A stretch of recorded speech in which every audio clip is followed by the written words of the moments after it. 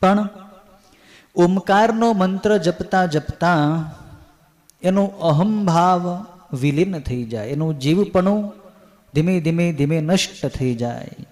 પછી એને સમજાય જાય કે હું છું જ નહીં.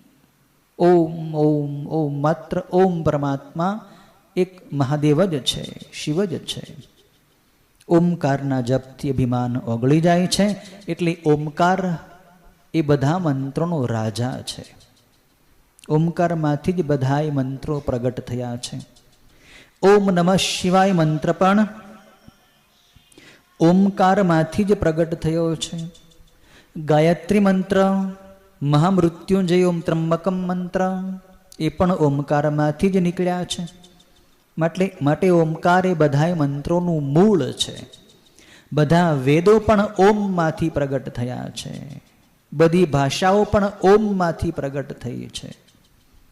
ઓમ એક અક્ષરવાળું પરમાત્માનું સ્વરૂપ છે. ઓમ ઇત્યેકાક્ષરમ બ્રહ્મ ગીતાની અંદર પણ કહેવામાં આવ્યું છે.